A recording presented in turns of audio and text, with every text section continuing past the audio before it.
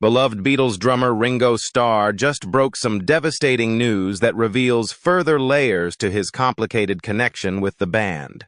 This heartfelt disclosure highlights the unsung battles that the Beatles overcame, providing a moving window into the emotional terrain that surrounded their revolutionary triumph. Listen to his unusual insights while you remain calm. Let us start by recognizing that the Beatles are revered for more than just their incredible musical accomplishments. They are also lauded for their innovative spirit and long-lasting cultural influence. Their meteoric rise from the dank Liverpool clubs to the heights of international fame is a legendary story of the creative revolution that altered the face of popular music. On the other hand, there was a darker storyline lurking behind the band's spectacular climb to fame. Rumors of infighting and tension among the members fueled suspicion about their real connections. In the 1960s, when the Beatles' star was at its peak, their private lives were the subject of intense public interest. The Fab Four's unique haircuts and purported inner dynamics were just two of the many things that captivated fans and the media. There were rumors circulating about the band's alleged enmity, with some asserting that the members were deeply estranged and didn't get along. These exaggerated reports suggested that the organization was about to collapse because everyone was pushing in various ways. Drummer and generally beloved by fans as the band's most amiable member, Ringo Starr reflected on the turbulent times and discussed the rumors that followed the Beatles at their peak in an interview. Ringo, whose reputation rests on his humble personality and quick humor, had an honest take on the matter. He conceded that the band had been the focus of incessant rumors about their inner turmoil and almost everything else. But Ringo was quick to point out that there was a lot more complexity to the story than what the sensational headlines implied. There were arguments and squabbles among the four members: Ringo, John Lennon, Paul McCartney, and George Harrison from time to time, but the rumor mill was far from accurate. Such arguments, as Ringo pointed out, are inevitable in any intimate relationship, but especially in one under such intense and stressful conditions as theirs. The Fab Four were more than just bandmates. Together, the four young men experienced the incredible and, at times, overpowering sensation of unparalleled renown.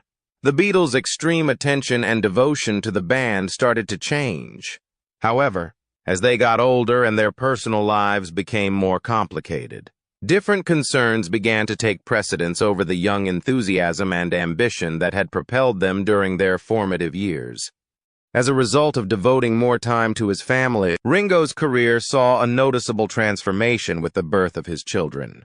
The continual grind of the music business and the pressures of fame, which were once thrilling, started to wear them down. Their music had previously been the center of attention, but that began to change. Paul McCartney's dogged work ethic, nevertheless, stayed the same through all of these changes. Keeping the band busy was mostly up to Paul, who is generally seen as the motivating factor behind the Beatles in their later years. Paul was characterized as the group's workaholic by Ringo Starr, who had long admired his commitment. Whenever John Lennon and Ringo wanted to chill out or do something else, Paul would usually be the one to rally the others and tell them to keep producing music even when they weren't feeling very motivated. Even when individual goals started to diverge, he insisted on keeping a strict schedule, and his dedication to the band's success kept the Beatles artistically engaged. After quitting his job as a factory worker in 1960, Ringo dove headfirst into the music business. He knew how important it was to keep his professional and personal lives separate. Throughout his life, music has always had a special place in his heart. From his earliest days as a club musician in Liverpool to his tenure as drummer for the most renowned band in the world, he was consumed by this devotion. Ringo knew full well, however, that success also brought its own share of perils. He had seen personally how the demands and temptations of fame can cause many successful musicians to lose touch with who they are while they're at the height of their careers. According to Ringo, he and his bandmates were able to maintain their groundedness despite the tremendous success they had. Their common history and the encouragement they offered one another had a significant role in this. The Fab Four were more than that. A strong feeling of solidarity helped these four friends, who had grown up together, face the difficulties of celebrity. Each time one of them pretended to be important, the others would intervene to rein them in. They were able to stay together for so long because they could always put one other in their place. Ringo's own experiences in the music business influenced his thoughts on this dynamic. He remembers feeling immense sympathy for Elvis Presley, the rock and roll icon, when they met. Elvis looked to be alone, ensconced in his famous bubble, even though he was surrounded by others. The three members of Ringo's band, on the other hand, were there for him no matter what, offering the camaraderie and support he needed to deal with the stresses of fame. The Beatles' connection went beyond their working relationship. They were able to ride out the fame storms together because of their strong relationship. Even though he spent many hours honing his skills in practice, Ringo said that he had always despised it. He preferred to learn from other artists since he thought they were boring and uninspired. Playing, in Ringo's experience, brought the joy of music to life, as did the impromptu sharing of rhythms and ideas with other musicians. This method had two purposes. First, it piqued his interest in music, and second, it set the stage for his signature drumming technique, which would come to define the sound of the Beatles. The formative musical moments of Ringo's life took place in Liverpool. He had music-loving friends and neighbors in his working-class area growing up. Ringo learned the ropes of drumming at these casual jam sessions at neighborhood bars and clubs. He honed the timing and rhythmic sensibilities that would set him apart from other drummers in these environments. In addition to honing his skill, his early experiences performing with local bands and artists instilled in him the value of teamwork and flexibility, qualities that would be advantageous during his time with the Beatles. A turning point in Ringo's career occurred when he courageously decided to join the Beatles instead of the more famous Rory Storm and the Hurricanes. The Hurricanes were a popular band from Liverpool who played often and had a large fan base. Leaving such a popular group would have been seen as a hazardous decision by many, especially because Ringo's place in the band was supposedly safe. But John Lennon, Paul McCartney, and George Harrison had an allure for Ringo. When all four of them were struggling artists in Germany, fate brought them together in a club. The electric chemistry of John, Paul, and George was originally seen by Ringo at this location. He was amazed by how dynamic they were, how original they were, and how well their personalities blended. The Hurricanes may have been successful, but Ringo could not shake the feeling that the Beatles were destined for far bigger things. Even though he knew some would doubt him, Ringo was unfazed. The Beatles were more than simply a band to him. They were a family of artists. Although it was a huge gamble for his career, Ringo's choice to join the Beatles was a reflection of his musical intuition. The connection between the Beatles was what made them so special, and he yearned to share in that enchantment. He saw in John, Paul, and George a band of musicians who shared the importance of musical cooperation, something he had learned about in his early experiences. The lineup that would alter the trajectory of music history was finally solidified with Ringo's entrance into the Beatles. In his short time with the Beatles, Ringo became an inseparable character and musical force. His rhythmic foundation laid the groundwork for the Beatles' groundbreaking sound with his steady, unflashy drumming. Ringo kept his dedication to the music strong through all of the difficulties they endured. He saw the Beatles for what they really were, a band of extraordinary people. With a common goal and strong friendship as their glue, they worked as one cohesive unit. Being friends. Even though the band had its fair share of disagreements, Ringo was always forthright about them. The Beatles, being a close-knit group, were not immune to arguments and conflicts. Conflicts arose as a result of the great strain of fame as well as the inevitable development of their personalities and aspirations. Ringo was keen to stress, however, that the band's musical cohesion was never compromised by any of these disagreements. There may have been tales of strife among the Beatles, but it didn't dampen their dedication to their music. When it came time to make something, they were able to put their disagreements aside and combine their skills into something bigger than they were individually. Ringo Starr is a perfect example of someone who can leave the past in the past, set aside his problems with others, and fully commit to the Beatles. If you didn't know, Ringo Starr's early years were characterized by much more extreme economic volatility than those of John Lennon, Paul McCartney, or George Harrison, even though all three of those musicians came from quite stable and secure backgrounds. He spent his formative years in Liverpool's notoriously poor Dingle district. Poor ventilation and general filth made life miserable in the small, run-down dwellings that were typical of the Dingle. The overcrowding and poor living conditions made it difficult for many families to make ends meet in these houses. Marie Maguire Crawford, who was Starr's childhood neighbor, gave a detailed account of the difficult Dingle circumstances.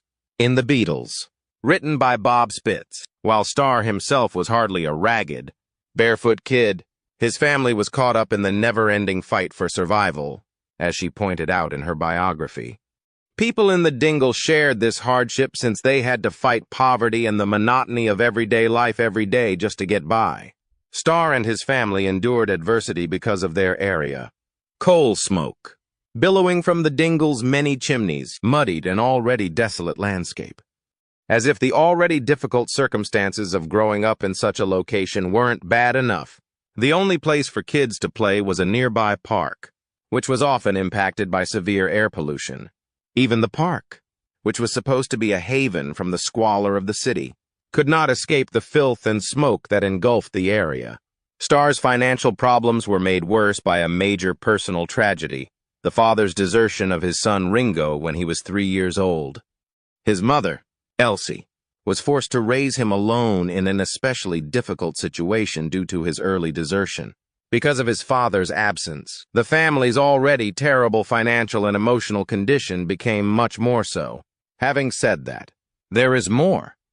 When Ringo's appendix burst, he had peritonitis, a life-threatening infection that put his young health in jeopardy. The peritoneum is an inflammatory membrane that borders the abdominal wall and surrounds the organs. This disease is caused by an infection that develops inside after a rupture. Peritonitis is a very dangerous condition, because the infection may swiftly spread throughout the abdominal cavity, triggering extensive inflammation and possibly leading to sepsis. This illness requires urgent medical treatment because it is life-threatening. A lengthy and excruciating hospital stay was in store for Ringo when his appendix burst and peritonitis set in. The road to recuperation for Ringo was far from smooth. A children's hospital in Liverpool took the youngster in, and he spent months there recovering. When he had a setback 6 months into his hospital stay, the original hope of an apparently good recovery was suddenly shattered. Ringo threw himself out of bed in a fit of enthusiasm and overexertion, ripping open all of his stomach sutures.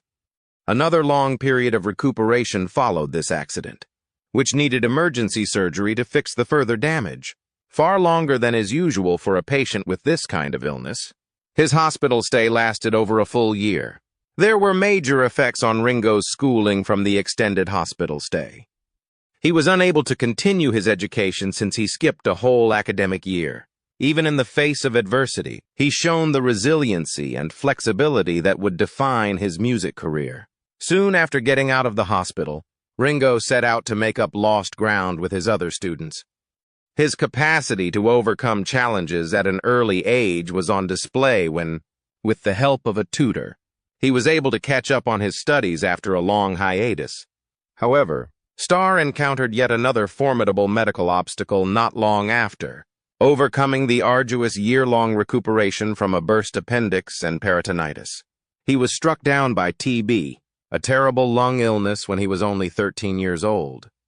Because there were no good therapies for tuberculosis, TB, in the 1950s, it was a major health problem. Mycobacterium tuberculosis is the causative agent of this bacterial illness, which manifests mostly in the lungs but may spread to other organs. For a long time before antibiotics were widely available, the illness was contagious and often deadly. Ringo spent his formative years in Liverpool, a city where TB was rampant and a major public health concern. The circumstances in Starr's area aided the high TB prevalence, as he subsequently detailed in an interview with Fresh Air. People were suffering and dying from the sickness, since there were no effective medical therapies. It was typical to encounter numerous instances on the same street. The news that Starr had TB hit him and his family hard. There was no treatment for the condition other than extensive periods of solitude and rest, as there was no treatment accessible. Doctors prescribed a stay in a greenhouse in the nation as a kind of treatment for tuberculosis. The greenhouse served as a sort of sanitarium for youngsters with the disease. The goal of these establishments was to provide a healing atmosphere rich with fresh air, improved food, and emotional support for those in need. Despite its importance, Ringo had a tough time while in the sanitarium. Starr was able to recover more quickly from his lung disease since the institution was situated in a rural region, far from the contaminated air of Liverpool. Streptomycin, a revolutionary antibiotic that had only just been approved for the treatment of TB, was given to him at this period. The emergence of streptomycin, one of the first successful therapies for tuberculosis, was a watershed moment in the struggle against the illness. The new therapy held great promise, but Starr's recovery took longer than expected. His schooling and social development were profoundly affected by the almost 2 years he spent at the sanitarium. Starr lost a lot of ground in his formal education due to his long absence from school. The impact of this interruption was so great that he never went back to school, which had a lasting impact on his life and profession.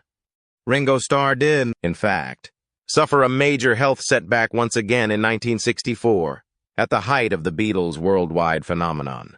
Starr had tonsillitis and pharyngitis in June 1964, right in the middle of a pivotal stage of their tour. Inflammation of the tonsils causes tonsillitis, and inflammation of the throat causes pharyngitis, both of which are very painful and uncomfortable. Because of Starr's inability to play due to his many ailments, the band faced a major setback. Unfortunately, Starr's sickness came at the worst possible time, just 1 day after his diagnosis. The first leg of the Beatles' first big global tour was supposed to get off in Denmark. Not only was Starr worried about missing the tour, but so was the rest of the band, which was suddenly confronted with the problem of performing without its drummer. George Martin, the Beatles' producer, wasted little time in finding a substitute for Starr in light of the circumstances. Jimmy Nicole, a session drummer, was Martin's first option for filling in for Starr. The band was able to keep on tour thanks to Nicole's appointment, which was a realistic answer. Meanwhile, Starr was ordered by his physicians to remain in bed and not undertake any physical activity until he had fully recovered.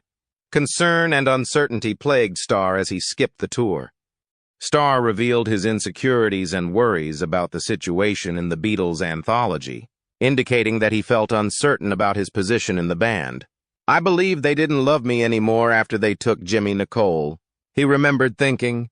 Despite the obvious need for his temporary replacement owing to his sickness, Starr was distressed by the idea of being replaced or less appreciated. It was fortunate that Starr got well quickly. He was cleared to play with the group again after 10 days of recovery. He and his bandmates were relieved to have him back. With Starr back on board, the historic tour could go on as planned. Even if the Beatles had missed a few crucial dates in Asia and Australia, both he and the fans who had been keeping tabs on the band's whereabouts felt relief upon his return. The unfortunate reality, however, is that Ringo Starr often encountered tense situations with his other band members and the music business at large throughout the Fab Four's tenure.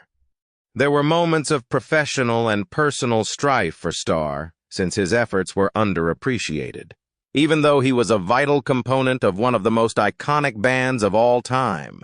The early 60s hit Love Me Do by the Beatles is a prime example of this conflict in action. It was a sign of the band's rising stardom when the song became one of their first big singles. On the other hand, Starr felt strongly about it. George Martin, the Beatles' influential producer, was unhappy with Ringo Starr's drumming on the tune. For the drum tracks of Love Me Do and its flip side, P.S. I Love You, Martin enlisted the help of session drummer Andy White. On Love Me Do, Starr played tambourine, while on P.S. she played maracas. There Is No One Like You, in addition to putting Starr on the back burner. This choice brought attention to a persistent problem. At times, the choices and tastes of others eclipsed his contribution to the band. Even as the Beatles' celebrity increased, nothing changed. The group's internal dynamics were already showing signs of tension by the late 60s. For Starr, 1968 was a very tough year. Starr went through a phase of intense dissatisfaction while recording The Beatles, also known as the White Album. He felt alienated from the band because he thought he wasn't contributing as much as he could, and because the other three members were more united and happy without him. I felt I wasn't playing great, and I also felt that the other three were happy, and I was an outsider, Starr said in the Beatles anthology, describing his emotions of isolation. As a result of the mounting tensions, Starr chose to temporarily step away from the band. While he was gone, he took his family on a holiday to Sardinia to get away from the growing tensions in the group. While Ringo was away, the other Beatles kept plugging away at the record. They added Paul McCartney's fresh drumming to the tapes that already had Starr's drum parts recorded, an important tune on the album. Back in the USSR, included McCartney's drumming contributions. While this era demonstrated the Beatles' flexibility, it also brought attention to Starr's struggles to feel completely accepted and appreciated by the band. Furthermore, Ringo Starr began a period of turmoil in 1970 when the Beatles broke up, which was defined by personal and professional problems. In an interview with People, Starr discussed how he felt completely confused when the band broke up. After the breakup of the band that had given him fame and self-confidence, the Beatles, Ringo Starr was forced to deal with a great deal of confusion and doubt. Following the split, Starr's solo career floundered for a while. He developed a severe drinking problem as a result of the stress and strain of adjusting to this new period of his life and the lack of support from the Beatles. As things got worse, he started having blackouts more often and forgot important things that had happened in his life. Even Starr acknowledged that he became so drunk that he forgot some of his greatest achievements in the industry. While he did have photos of his appearances, including his Washington concert with the Beach Boys, he told the VC reporter that he couldn't remember a thing about those performances other than what was in the photos. When Starr took legal action in 1989 to block the publication of an album made during a particularly drunken time, it became clear how bad his drinking problem had become. His consumption became out of hand, according to Starr, who said he drank up to 16 bottles of wine a day. He felt trapped and unable to escape the cycle of drug misuse after this. Time of heavy drinking had a significant influence on his work and personal life. Even though Starr was aware of his issue in the early 1980s, he had a hard time getting care right away. His performance appeared to be dependent on his alcohol use, and he felt stuck in a professional rut. There was a terrible circle that ensnared him, as he revealed to Rolling Stone. Looking back, he wondered how anybody could function sober. Even though he knew that being intoxicated made it harder for him to play his best, he still believed that sobriety would hurt his performance. Starr felt professionally and personally paralyzed as he struggled to overcome his addiction due to the internal turmoil he was experiencing. The establishment of Ringo Starr's all-star band was a turning moment in Starr's struggle with alcohol. A major part of his road to rehabilitation began in 1989 when he set off on tour with this new enterprise. Starr was able to concentrate his efforts and start again professionally. After forming the All-Star Band gave him a new sense of direction and purpose. He found a practical and emotional anchor on the trip and in the related activities, which helped him overcome his alcohol problem. Barbara Bach, Ringo Starr's second wife, was only one of many people whose lives were profoundly impacted by his fight with addiction. Their common surroundings and practices greatly impacted Bach's spiral into addiction, something Starr has freely recognized. He told others that she fell for the trap because of him. This confession shows how deeply addiction can affect relationships, especially when both people involved are dealing with the same problems. Derek Taylor, a former publicity secretary for the Beatles, wrote a book about alcoholism titled Getting Sober and Loving It. In the preface, Starr and Bach discussed their own struggles with addiction. They spoke about their lengthy, boring travels when they rented expensive villas and drank and used drugs excessively. During this time, they lived a very wild existence, characterized by frequent bouts of seclusion and careless defiance. The introduction gives a clear picture of their escape, detailing how they would isolate themselves, go insane, and engage in self-destructive conduct in an effort to control their addiction. Francesca Gregorini, who was the daughter of Johann Sebastian Bach, offered further details on their way of life at the time. While speaking with the Mail on Sunday, Gregorini characterized that time as the zenith of Starr's and her mother's drug use. She saw that they used to spend a lot of time at home, where they would drink excessively, do drugs, and avoid social interaction. This time of isolation and drug misuse was a dark chapter in their lives, emblematic of the crippling effects of addiction. According to Andrew Grant Jackson's book, Still the Greatest, the lowest point of their addiction-fueled existence was in late 1988. After going on a binge, Starr described being in a condition of complete anarchy and devastation. The staff informed me that I had damaged the home so terribly that they assumed there had been thieves, and that I had trashed Barbara so horribly that they feared she was dead one Friday afternoon, Starr recalled. This horrific story shows how their addiction has devastated not just their lives, but also the people and places around them. Starr and Bach checked into a rehabilitation center in Tucson, Arizona, in October 1988, realizing they needed to make a change. They reached a turning point in their life when they decided to get professional therapy for their addiction. The decision to enter rehab was a significant milestone on their road to recovery, demonstrating their realization of how serious their issue was and their determination to get assistance. The untimely loss of his daughter, Lee Starkey, is a source of unending grief that Ringo Starr shies away from discussing. At first, Lee Starkey avoided the spotlight. In contrast to other famous Beatles offspring like Stella McCartney, a fashion designer, and Julian Lennon, an 80s music sensation, she preferred a low-key existence. So she ran a vintage store instead of aiming for stardom.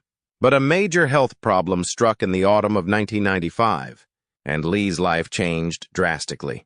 She was diagnosed with a brain tumor after falling and being hospitalized in London.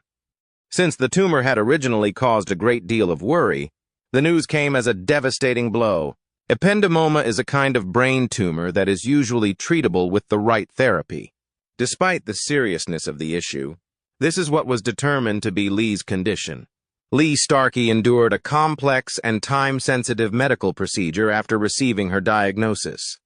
She was sent to Boston's Brigham and Women's Hospital, where the groundbreaking 4-hour operation was carried out by the world-renowned neurosurgeon Dr.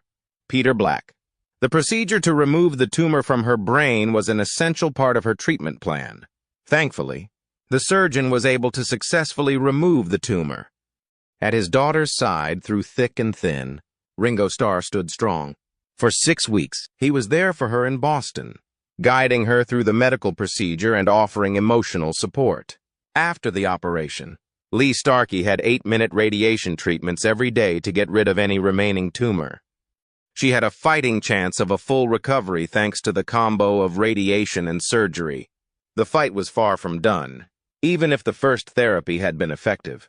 Lee had more medical therapy when news broke in 2001 that his tumor had reappeared.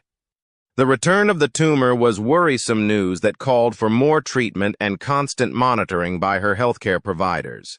The fact that her disease might return at any time shows how important it is to keep treating and monitoring her closely. What are your thoughts on the hardships that Ringo Starr had while performing with the Beatles? Please share your thoughts with us in the space provided. We hope that this video has been of use to you. Please show your appreciation by subscribing, leaving a like, and sharing the video. Until our next video, I appreciate you taking the time to view this.